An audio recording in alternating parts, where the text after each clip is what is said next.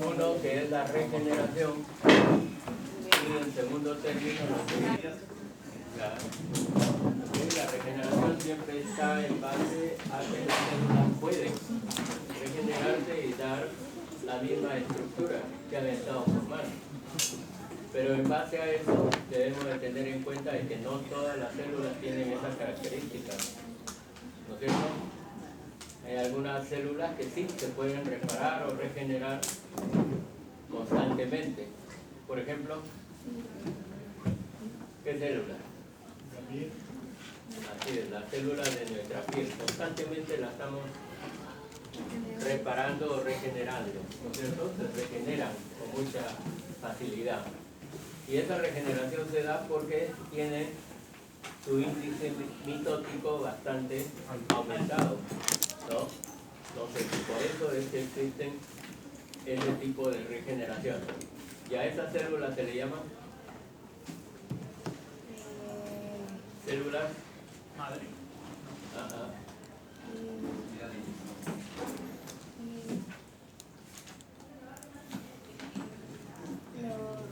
Ustedes van a tener tres tipos de células de acuerdo a su regeneración.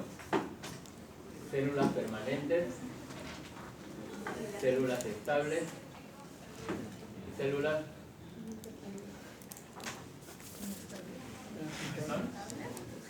¿cuál? Inestables. Podría ser inestables, ¿no? ¿En trance? ¿Migratorias?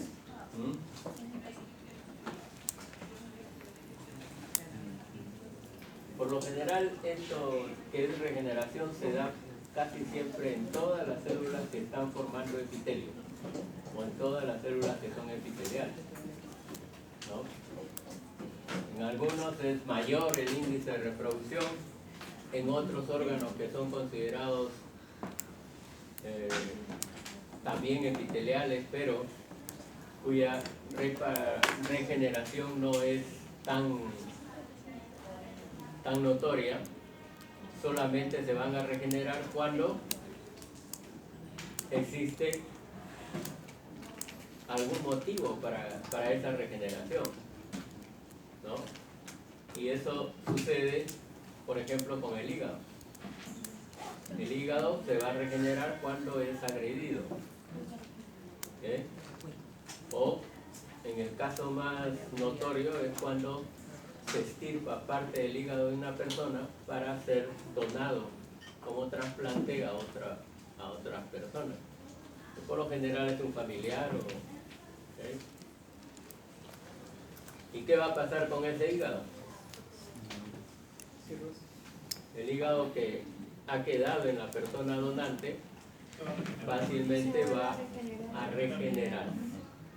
Pero para que exista ese proceso de regeneración tiene que haber ese estímulo, ¿no? El haber extirpado parte del hígado para que otra vez vuelva a regenerar. ¿Okay?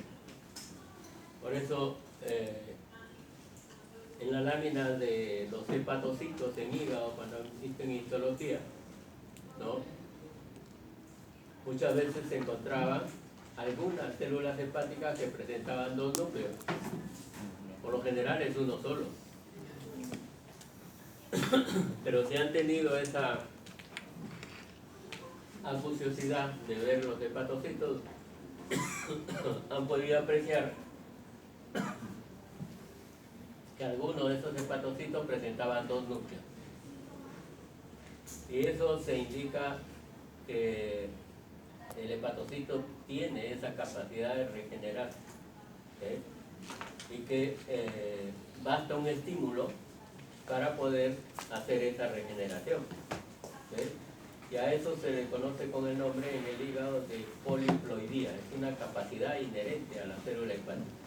Se le llama poliploidía, ¿no? Entonces, vamos a tener células lábiles, aquellas que se van a regenerar rápidamente, ¿no? Que es el ejemplo característico de la piel. Luego van a tener células estables que necesitan de un determinado estímulo para poder regenerar. Y luego van a tener, a algunos le llaman a las células estables también quiescentes, con Q, quiescentes. Y luego van a tener las células permanentes, que son aquellas células que no tienen índice de reproducción. Su reproducción es cero. ¿Como cuál? ¿Como qué célula? Así es, como la neurona. La neurona no se reproduce, ¿no? Aunque algunos estudios últimamente han estado indicando de que sí puede ser posible que la neurona se regenere, pero no dice que se va a reproducir, ¿no? En el caso de las neuronas, como también en el caso de algunas células musculares, su índice de reproducción es cero. No se renueva. Con las células que tenemos, ahí quedan hasta su desaparición. Y en cambio vamos a tener otro proceso que es la cicatrización. La regeneración, como estamos mencionando, se presenta por lo general en los epitelios, siempre. Recuerden, ¿por qué mencionamos hígado? Porque el hígado, sus células son conocidas como células epiteliales, ¿o no? Claro que sí. Las células hepáticas son consideradas como células epiteliales. ¿Por qué razón? Porque están formando acinos glandulares en la estructura hepática. ¿Okay? Y son glándulas hepáticas en general, como se conoce a este órgano. ¿Okay? Y las células permanentes, que son las que con esas células, con la cantidad que nacemos, a veces la disminuimos durante nuestro desarrollo, o en otros quedan en la misma cantidad, no aumentan, ni se reproducen. En cambio, el segundo proceso, que es de cicatrización, va a corresponder a lo que se conoce con el nombre de curación de las heridas, ¿no? La cicatrización. ¿Y por qué se le llama así, cicatrización?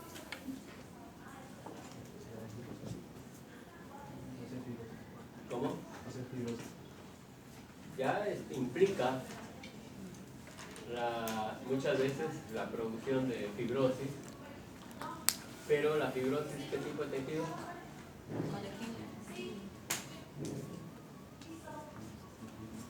Tejido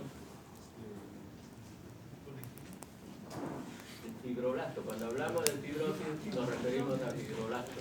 Nos referimos específicamente a qué tejido? Tejido conectivo. ¿Okay? La cicatrización va a tener como principal tejido para que se presente el tejido conectivo. ¿Y por qué razón el tejido conectivo? Porque para que se efectúe la cicatrización se requiere también de que exista una buena circulación, la presencia de vasos sanguíneos para que se efectúe esa cicatrización, ¿no? Entonces,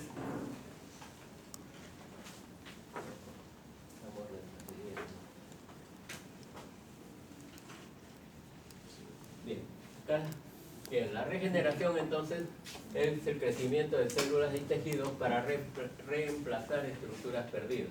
¿Okay? Requiere que el tejido conectivo esté siempre intacto e íntimamente relacionado con la actividad proliferativa celular y la capacidad de las células madres. Ahí es importante este proceso, ¿no? Por eso en nuestro epitelio, ¿cuáles son las células madres? Así es, las células basales, las células que están en el estrato basal. Necesariamente esas son las que van a reproducirse para dar origen a las capas más superiores y restituir el tejido, ¿no? Recuerden que su tiempo de vida, ¿cuánto es? Por ejemplo, en la piel. ¿Cada cuánto tiempo estamos cambiando de las células epiteliales más superficiales? ¿Ah? 90. ¿Eso?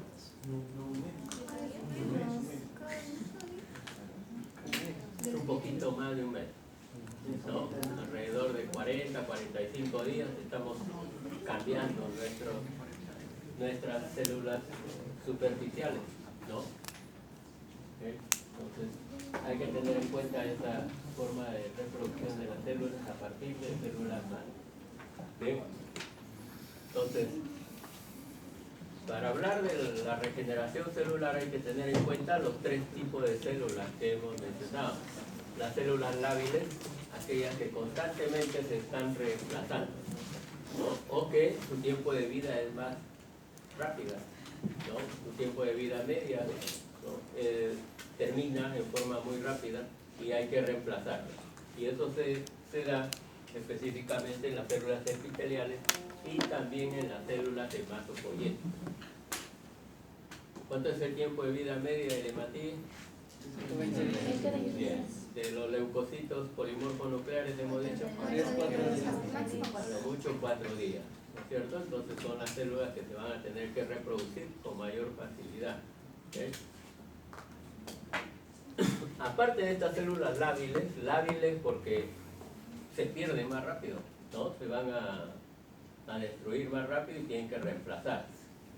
Células estables o quiescentes, el otro tipo de células, ¿okay? Son aquellas células que su actividad mitótica es baja, pero cuando hay determinados estímulos que aumenten su actividad regenerativa, van a poder reproducir sus células, ¿no? Y eso es lo que hemos mencionado en el caso de los hepatocitos. En los riñones también, las células renales también tienen esta capacidad y las células pancreáticas, ¿okay? En el tejido conectivo, los fibroblastos, el músculo liso, el endotelio vascular y los linfocitos. ¿Okay? ¿Y por qué no el músculo estriado?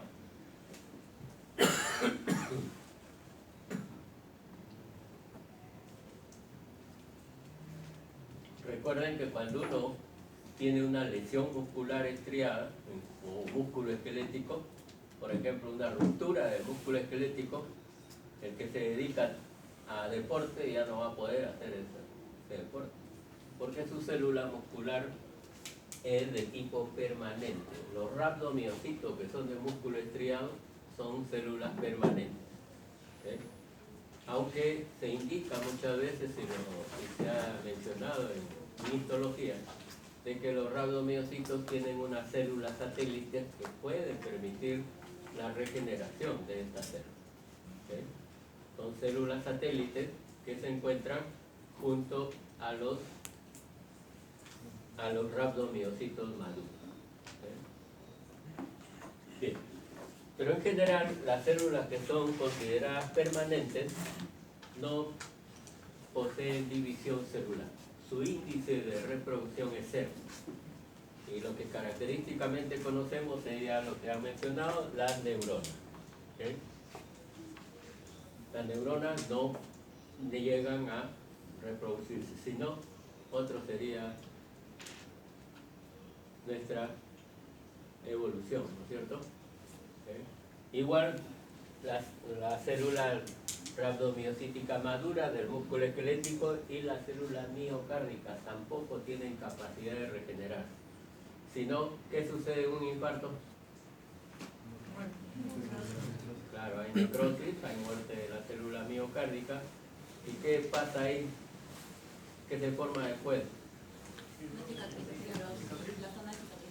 Claro, se va a formar fibrosis, participa el tejido conectivo.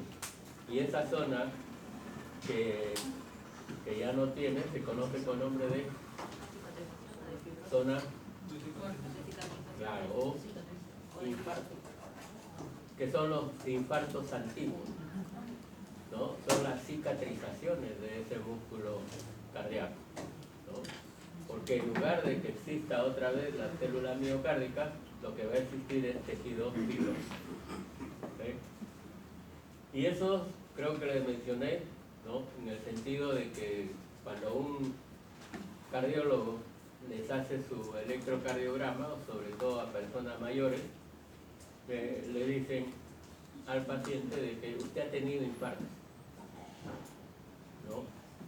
¿Por qué razón sabe que ha tenido infarto? Porque no se dibuja el complejo característico, ¿no? El complejo bioeléctrico, que es la onda QRS, sino que sale plano, ¿no? ¿Por qué razón? Porque esta zona no tiene actividad eléctrica. ¿Y por qué no hay actividad eléctrica? Porque es tejido fibroso. ¿Okay? Y recuerden que en el caso normal, las válvulas cardíacas no muestran índice bioeléctrico. ¿No es cierto? ¿O sí? ¿Ah? ¿Qué tejido forman las válvulas cardíacas? Conectivo, colágeno. Claro, tejido fibroso, ¿no es cierto? Entonces, el tejido fibroso no da conducción bioeléctrica. Por eso es que los complejos QRS no se forman en los niveles valvulares. Y cuando hay un infarto antiguo, que es tejido fibroso, tampoco proyecta esa onda miocardio. ¿Sí? Por eso es que se conoce que puede un paciente tener infartos antiguos. Y este es el característico esquema que está en sus textos de Rodin, ¿no? En el cual se señala la presencia de las células que pueden tener una gran actividad reproductiva y que se pueden regenerar fácilmente. Son las células lábiles. Ejemplo, la célula de la piel que hemos mencionado. Su índice mitótico es bastante alto. ¿Okay? En cambio van a tener otros que son las células estables o quiescentes.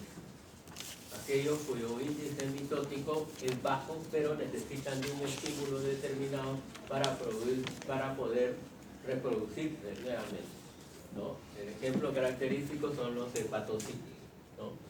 Y las células permanentes, cuyo índice de reproducción es cero, es nulo, ¿no? Entonces, cuando esas células se mueren, necesariamente ya no hay cómo reemplazar.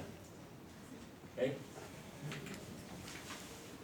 Esos son los tres tipos celulares que existen de acuerdo a su nivel de regeneración o reproducción.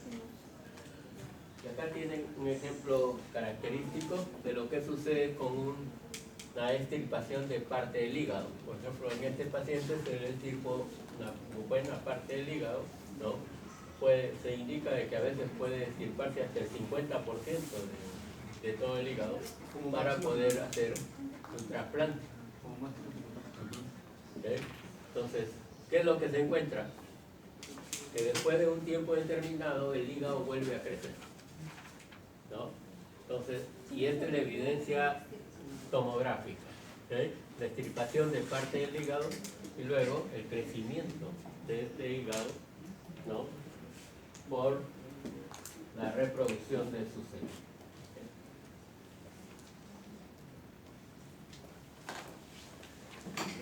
Bien, entonces hay que tener en cuenta eso en lo que es regeneración.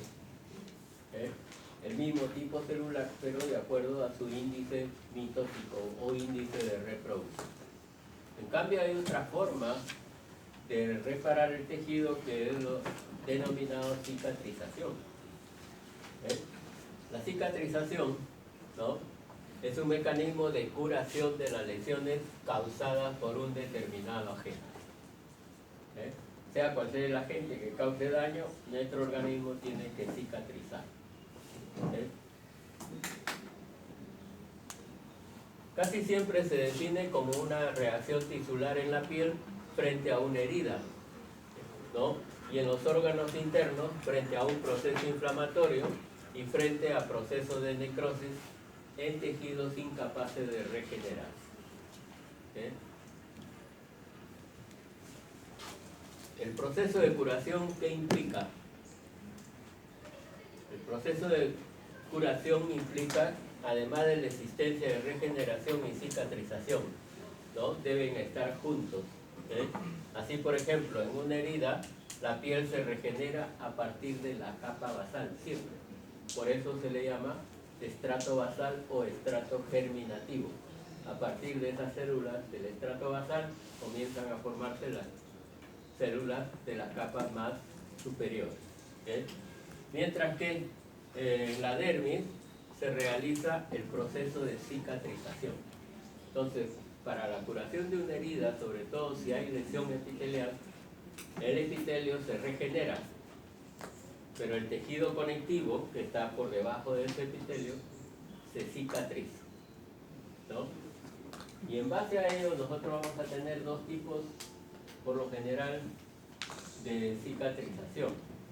Pero antes de ello hay que indicar que la cicatrización comprende que necesariamente tiene que haber, ¿no?, inducción del proceso de inflamación ante un daño, sea cual sea el estímulo para ese daño. ¿Okay? Luego tenemos que tener en cuenta que debe haber proliferación y migración de células parenquimatosas y tejido conectivo, siempre. En tercer término, se debe formar en el tejido conectivo el denominado tejido de granulación. ¿Y en qué consiste el tejido de granulación? Formación de nuevos vasos o neovascularización, células inflamatorias, que por lo general a veces pueden ser polimorfonucleares, ¿no? Y además el incremento del tejido fibroso, es decir, el incremento del tejido conectivo. ¿Okay? Entonces, esto es importante para lo que es la cicatrización. ¿Qué más debe haber? Síntesis de proteínas extracelulares y también depósito de colágeno. Por eso es importante lo que es, en cierta forma o en cierto grado, la generación de fibrosis en el tejido conjuntivo. ¿Qué va a haber después? Una remodelación tisular, porque tiene que quedar igual a como era originalmente, o casi igual en algunos casos, ¿no? ¿Okay? En algunos casos puede haber contracción de la herida, es decir, que la herida se retraiga. Entonces ahí es porque ha existido mayor pérdida de tejido. ¿Okay? La herida se contrae y siempre va a haber evidencia de que ha habido una herida en esa zona. ¿Okay? Y también, cuando cicatriza una herida, tiene que haber una mayor resistencia, ¿no?, que es por el tejido fibroso que se forma. ¿Okay? Entonces, toda la cicatrización va a tener todo ese aspecto, ¿no? Va a comprender todas esas características. Y en base al proceso de cicatrización, nosotros vamos a tener cicatrización por primera intención y luego habrá otra que de segunda intención, ¿no? Por lo general, la mayoría de textos concuerdan en eso, que hay una cicatrización por primera intención y hay otra que es por segunda intención. Pero algunos textos mencionan que hay hasta cuatro fases de esta cicatrización. Pero consideremos por primera y por segunda intención. Acuérdense de la marinera siempre, ¿no? No hay primera sin segunda, ¿no es cierto? Bien. ¿Cuándo será la cicatrización por primera intención? Tiene que tener estas condiciones. Por ejemplo, tiene que ser una herida cortante, con cualquier objeto que tenga filo. Puede ser un bisturí, las heridas operatorias, por ejemplo, ¿no? Es con bisturí y no se pierde el tejido, no se pierde epitelio. ¿Okay? Luego, hay que afrontar bien los bordes de la herida. ¿Okay? Y ese afrontamiento, si la herida es extensa, es mediante puntos de sutura, ¿no? Confrontando bien el epitelio para que no quede ninguna alteración. ¿Okay? Ahora, si esta herida es profunda, hay que también suturar la parte interna, ¿no? En esa sutura de la parte interna, a veces, ¿con qué suturan la piel? ¿Con qué tipo de hilo? Nylon o seda, ¿no? ¿Okay? ¿no? Y se fronta bien el epitelio. Pero en la parte interna se utiliza, que habíamos dicho al inicio, es cadmo, ¿no? ¿Por qué razón se utiliza el cadmo en la parte interna? Claro, se tiene en consideración siempre que ese hilo desaparece con el tiempo. Una vez que se efectúa la cicatrización, debe desaparecer. A excepción de aquellos casos que se forme granuloma tipo cuerpo extraño. Ahí hay una reacción del organismo ante el hilo de sutura, ¿no? Entonces hay que retirar otra vez ese hilo de sutura y emplear otro tipo de uniones para ese tejido conectivo que está en lo más profundo, ¿no? Y que no se efectúe esa reacción al cuerpo extraño. ¿Okay? Definitivamente, como cualquier tipo de herida es una agresión, ¿no? Va a existir el proceso inflamatorio característico. ¿Okay? Del tercer al séptimo día hay que tener en consideración que el epitelio se regenera a partir de la capa basal, siempre. ¿Okay? Luego el tejido conectivo va a tener presente lo que es el proceso de formación del tejido de granulación. Luego vamos a ver cómo está constituido ese tejido de granulación. ¿Okay? Y a los 30 días se considera que debe estar totalmente cicatrizada esa zona y no debe dejar huella. Por eso es que se indica siempre que en la piel hay que afrontar bien el epitelio, que no quede montado una piel sobre la otra, porque si no, ahí ya no hay una cicatrización adecuada, sino va a mostrarle de que va a quedar siempre esa piel una montada sobre la otra. ¿Okay? Entonces, cuando se efectúa esto sin mayor lesión, ¿no? Se indica de que ahí no queda huella. Entonces es una cicatrización por primera intención. Por lo general no queda huella, ¿no? Y siempre, si han tenido esa herida, está por un tiempo, pero después desaparece. Lo que no va a suceder con lo que es la cicatrización por segunda intención. ¿Sí? La cicatrización por segunda intención, por lo general se presenta cuando hay pérdida mayor de tejido. En la primera hemos dicho que no hay pérdida de tejido, sobre todo en el epitelio no lo hay, basta con afrontar el epitelio para que pueda cicatrizar bien. Pero en esta de segunda intención, por lo general se presenta en lo que son denominadas úlceras, cuando hay pérdida de epitelio. Y muchas veces esas úlceras llegan a causar pérdida también del tejido conectivo adyacente, ¿no? Va a depender mucho de la profundidad de la úlcera. ¿De acuerdo? En el primer día, definitivamente se producen todos los cambios inflamatorios. Del tercero al séptimo día, ya comienza a regenerarse el epitelio, ¿no? A partir de la capa basal, igual que en la de primera intención, pero el tejido conectivo también va a formar el clásico tejido de granulación. ¿Okay? A los 30 días, la herida cura, pero como ha sido pérdida bastante notoria de la piel y del tejido conectivo adyacente, la herida se retrae, ¿no? Entonces, ¿qué va a suceder? ¿Okay? Va a quedar huella de esa lesión. ¿Okay? La herida queda retraída. ¿Okay? Entonces, por eso es que cuando hay ese tipo de lesiones con pérdida de buena cantidad del tejido, siempre van a recordar ustedes que ahí tenían una lesión por tal motivo, ¿no? Una herida que siempre va a dejar huella. ¿Okay? Entonces, en la primera, la cicatrización por primera intención, no hay evidencia, no deja huella. La segunda sí va a dejar huella de que ahí hubo una determinada lesión. ¿Okay?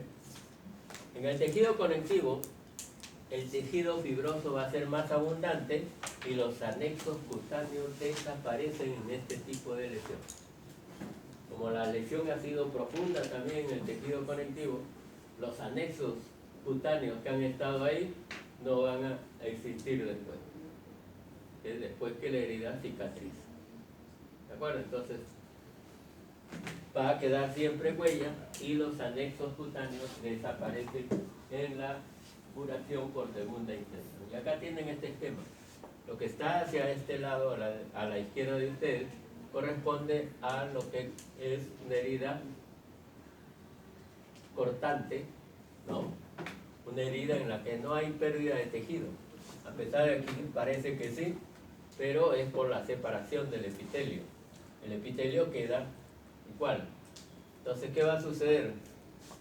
Se afrontan los dos epitelios, pero previamente hay que realizar una buena curación de la herida. Y ustedes van a aprender eso cuando estén en los hospitales, ¿no? La curación de la herida, que no solamente consiste en echarle alcohol sobre la herida o sobre la parte alrededor de la herida, ¿no? Sino que tienen que estar ustedes bien implementados, guantes, ¿no? ¿Okay?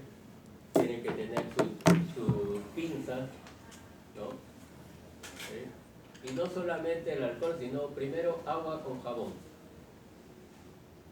para limpiar la herida. ¿Okay? Se hace una buena limpieza, no se seca, se deja ahí, y lo que se le echa después muchas veces es alcohol, pero no alcohol directamente a la herida, si no lo van a hacer gritar a tu paciente, sino se va con una torunda de algodón, se empapa en alcohol y se va limpiando desde la parte próxima a la herida hacia afuera, nunca al revés. ¿Okay? Eso es lo que le van a aconsejar siempre, nunca al revés, próximo a la herida hacia afuera. ¿Por qué razón? Porque si lo hacen al revés, están llevando contaminación hacia la zona de la herida, ¿no? Y eso se puede complicar. ¿De acuerdo? ¿Okay? Entonces hay que tener en cuenta esto. Y además van a emplear otros elementos, ¿no? Muchas veces se utiliza el mercurocromo, el agua oxigenada, ¿no? La tintura azul también, ¿no? Aunque podía llenarlo de colores, pero a veces no era tan exigentes en ese aspecto. Lo importante es hacer una buena asepsia de la zona por curar. ¿Eh?